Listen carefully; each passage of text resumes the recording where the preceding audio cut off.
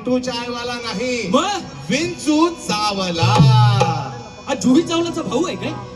आग लागली तुझ्या तोंडाला. विंचू चावला.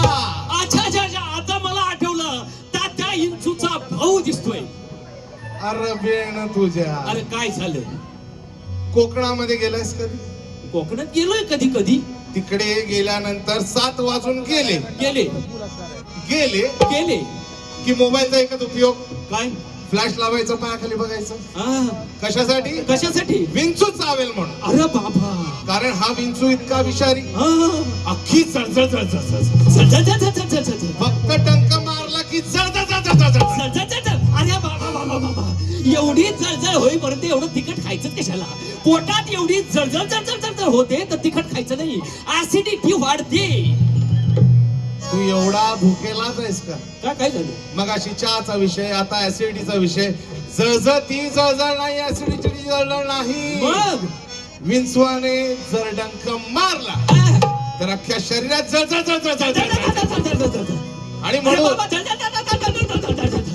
कळी जळजळ किती आहे? दिवसभर जळजळ. हा, म्हणून सांगतो, हा. विंचू चावला, हा, हा. विंचू चावला. विंचू चावला. काय मी करू? विंचू चावला. कुणाला सांगू? विंचू चावला. कसा बघ कसा? विंचू चावला. विंचू चावला. विंचू चावला, विंचू चावला, विंचू चावला. हो नसतो. बुवा जाड्या असल्या कारणाने काड्या घालत नाही. अगदी मार्मिक, मार्मिक. पण फक्त 2 महिने द्या, बघा स्लिम ट्रिम होऊन दाखवतो की नाही. बुवांकडे मी गेली 2 वर्ष बघतोय. बुवानी सांगितलं मी स्लिम ट्रिम होणार. नक्कीच. मी तुम्हाला कालच म्हटलं होतं कॉलवर, हं? दादा ऐका, माझ्याकडे आल्यानंतर भेटल्यानंतर म्हणू नका की तुम्ही जाडे झालात. मी नाही. बघा कसं फिट्ट आहे. अरे वा वा वा वा वा वा वा, किती गोलगट्ट आहे. मी इतका फिट्ट आहे की सगळे कपडे आता फिट्ट व्हायला लागले. पण बुवा, हा. तुम्ही काडी घालायचं काढलेलं आहे का बाजूला? ते काम क्रोधाचं काहीतरी सांगत होता, त्यावरती असतो. तरीच म्हटलं 10 वाजता पोलीस परमिशन असते हा. शोगट संपण्याची. हा, हा, हा. मग तुम्हाला रोज 12 का वाजता?